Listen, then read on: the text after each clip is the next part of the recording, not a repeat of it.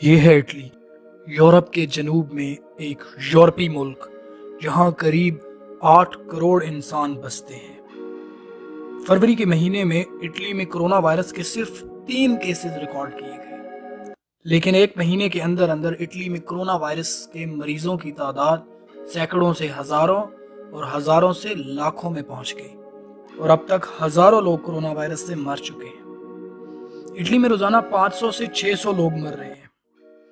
फौजी गाड़ियों की ये कतार किसी मुल्क में फौजी इनकलाब की नवीद नहीं है, बल्कि ये तरक्की याफ्ता यूरोप का जनूबी मुल्क इटली है, जहां कोरोना अपने पंजे गाड़ चुका है। आज इटली में अमवात की तादाद चीन से ज्यादा हो चुकी है।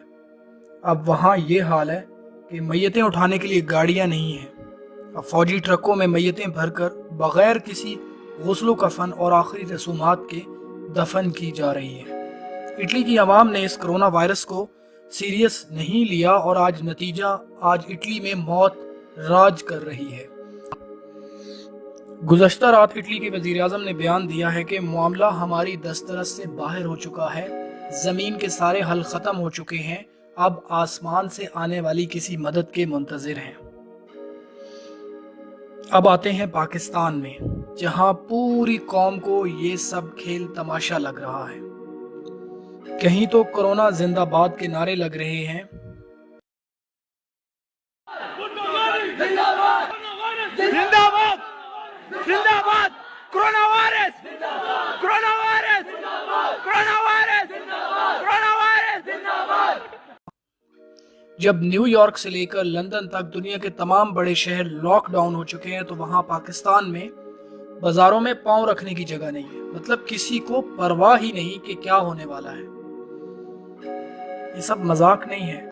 ये सारी दुनिया पागल नहीं है जो अपने कारोबार समेट कर बैठ गई है।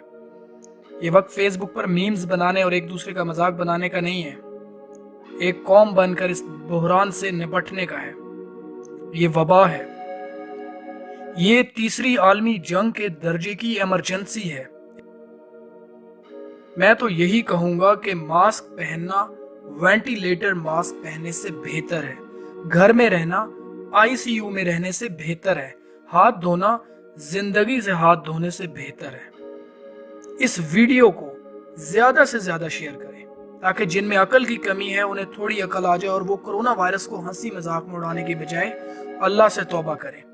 वस्सलाम।